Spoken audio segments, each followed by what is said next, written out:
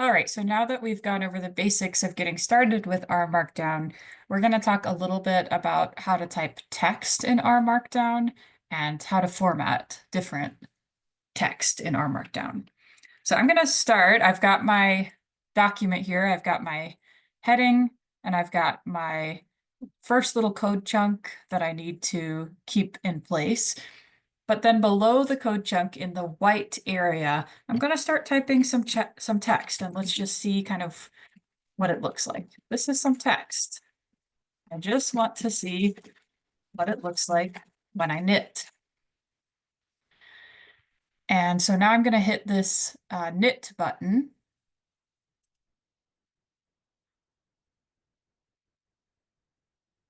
It'll take a moment to do its thing.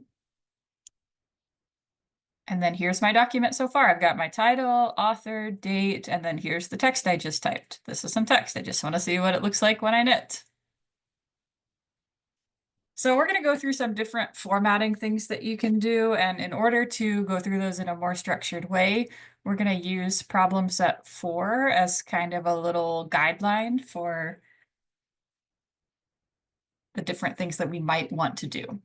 So in our problem sets, we have questions and then sub-questions. And so if I wanted to indicate those in a typical Google Doc or Word doc, I might use bolding or I might use headings to indicate what the main overarching question is and then what the different subparts are. So we're going to do the same thing in our Markdown. We're going to use headings.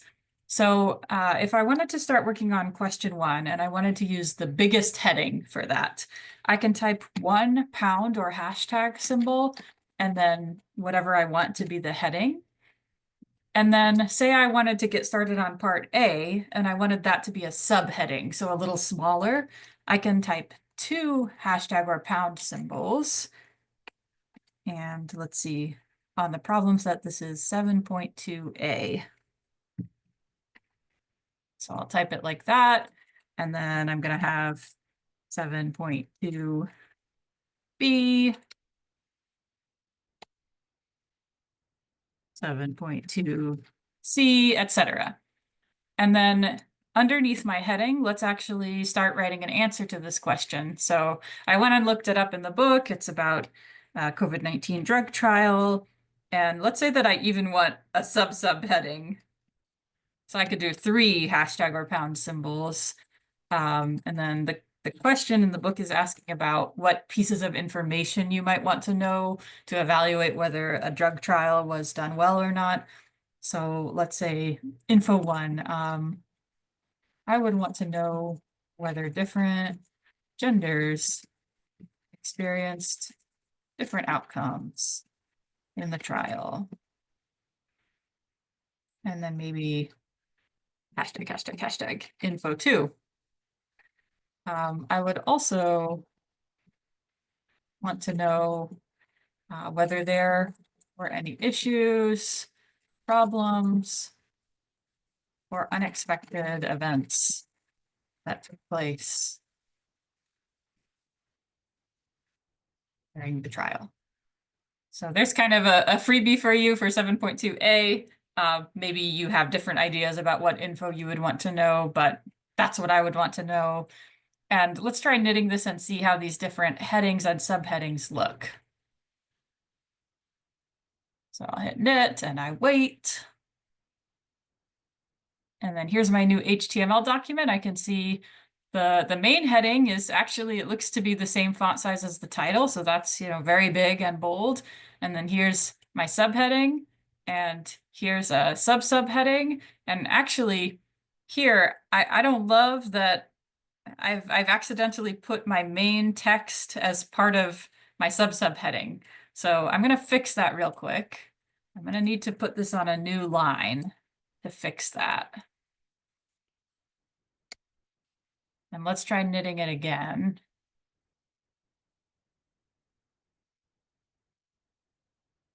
All right, this is more what I was going for. So heading, subheading, subheading, and then here's just my regular text where I'm answering the question. Obviously, you can play around with this. You can decide if you want things to look different from this. And, that's your choice as you design your document. Another useful formatting thing that you can do is bolding and italicizing text. So let's say that I don't love the way this looks, and instead of having info 1 and info 2 as subheadings, I'd like to just make them small but bold. So let's try that. So I'm going to get rid of these pound symbols. And then to make text bold in our Markdown, you surround the text with 2 stars on each side.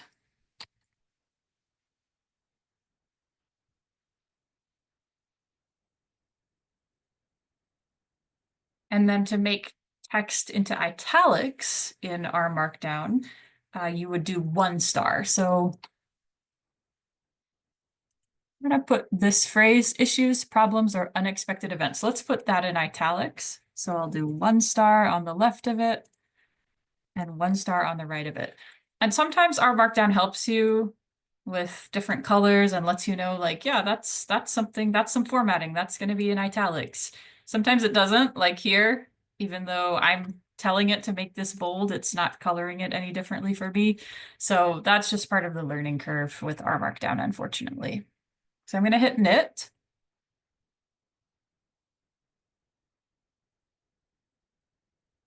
And yeah, that looks better to me. So now I've got my heading, my subheading, and this is just small, but it's bold. Regular text, small but bold, regular text, and then here's my italics, issues, problems, or unexpected events. When you're doing formatting of text in R Markdown, you're frequently going to want to Google things or use a cheat sheet. So I have provided a cheat sheet as part of this lesson, and I'm gonna go look at it now.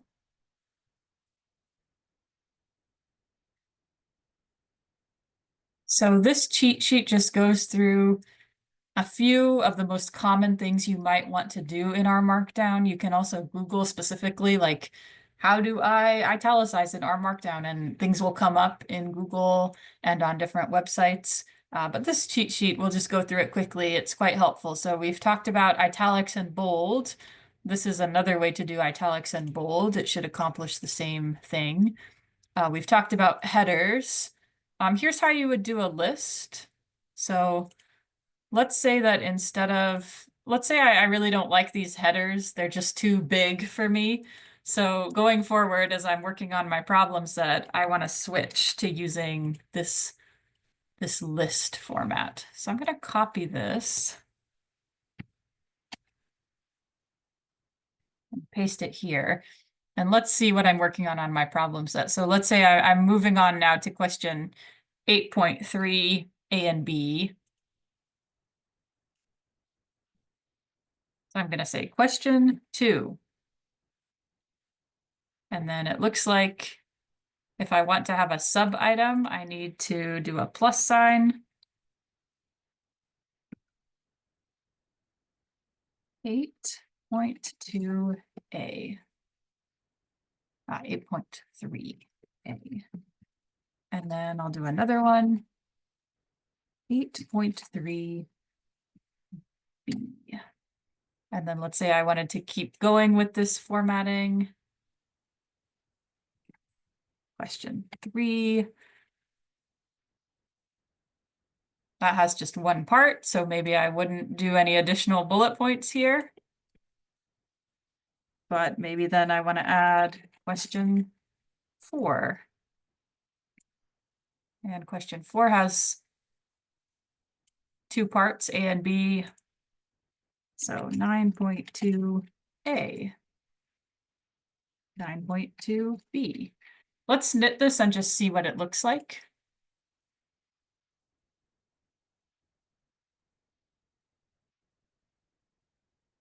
So here's a bulleted list, and then I could go in and add additional things into this if I wanted to. So I could say, this is my answer to this question, and type out my answer there and continue with this formatting if this is my preferred formatting. And, you know, maybe for the problem sets, since these questions are numbered, it might actually make more sense to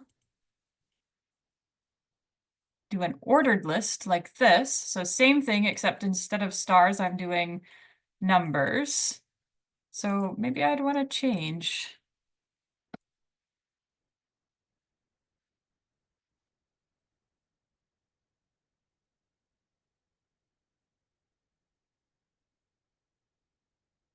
That would be perfectly fine too. Let's try knitting it and see what it looks like.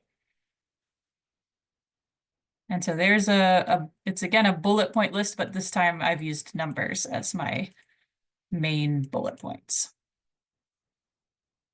So moving along, what are some other things we could do? We can put links into our Markdown document. In order to put a link, you can use square brackets to have like some text that you want to be linked.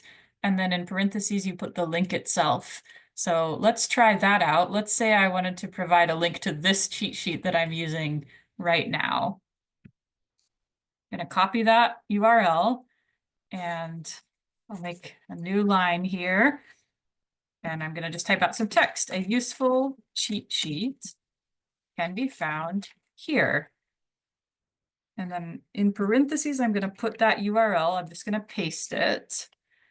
And then the word that I want to be a link is going to go in square brackets. And here's a case where our Markdown does some nice formatting for us. So let's try knitting that and see if it works.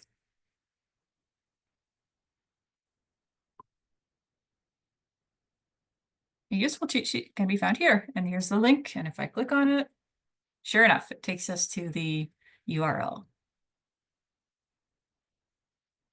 There's some other things I won't go in depth on, like block quotes.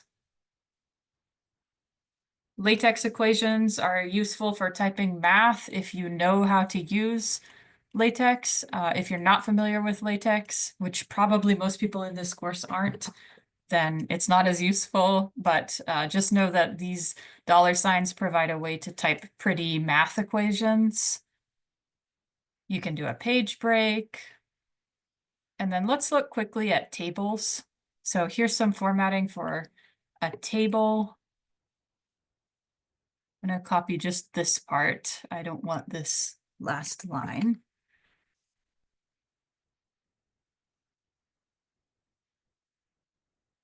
Let's do another heading. So here is an example of a table. And then I'll paste that down below. And let's modify this a little bit. So I'm using this as a template and pasting it in, but let's change it. So let's do student name and student grade. And let's say Henry has a grade of B+. And let's say Roberta has a grade of A. Let's try knitting this and see what this table looks like.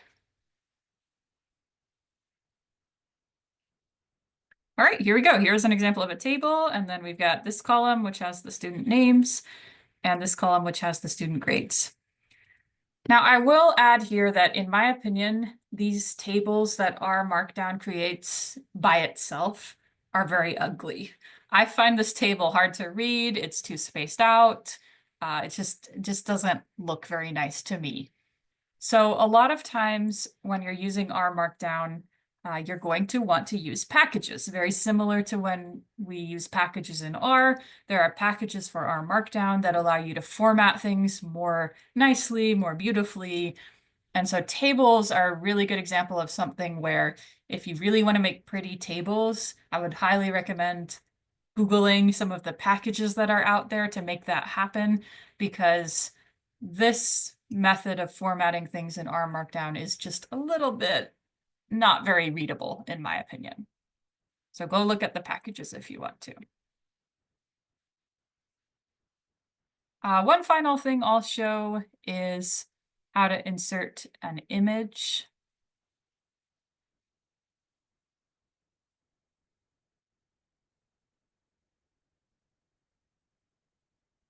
So for images, you can use an exclamation point, then brackets, and inside the brackets, you'll put either your alt text for your image or a caption for the image.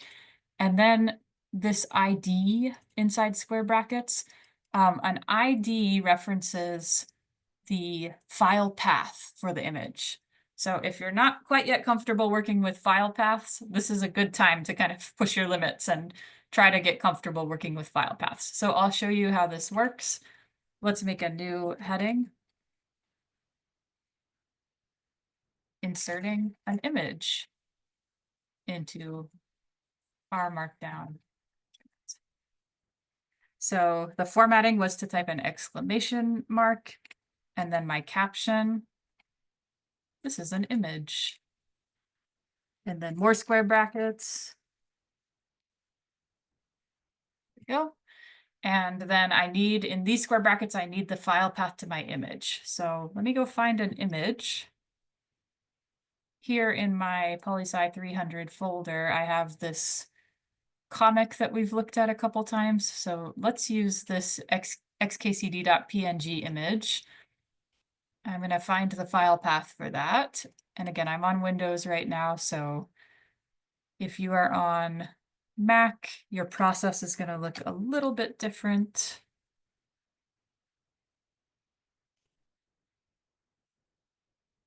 And unlike in our scripts, when you're working in R Markdown with these file paths, you don't need quotes around them. You just need to enclose them in these square brackets, at least for images, that's the case. So xkcd.png.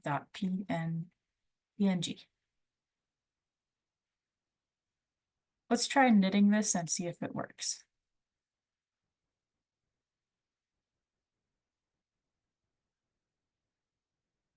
All right. And it looks like it did not like that. I think I forgot to do this annoying thing that Windows people have to do.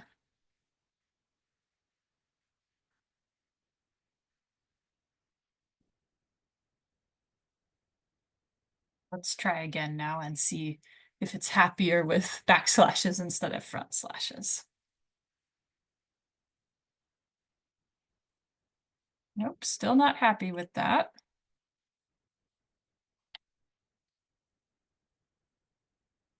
Ah, okay. I made a small formatting error here. So it looks like when you're doing an image, you do the exclamation mark, you do square brackets with your caption text, and then you do parentheses for the actual file path. So that's my bad. I was looking at something. I was looking at the wrong section of the document. So let's change the square brackets to parentheses and see if this works. And this is actually just a good example of kind of the type of troubleshooting you might need to do as you're working in R Markdown. All right, here we go. So inserting an image into our Markdown document, and then here's my image, and here's my little caption. This is an image. So hopefully these things are useful and kind of get you started with formatting your text. There is really no limit to the things you can do. So if there's something you want to do, Google it. You might need to install a package, but you can really make your text look exactly how you want it to look.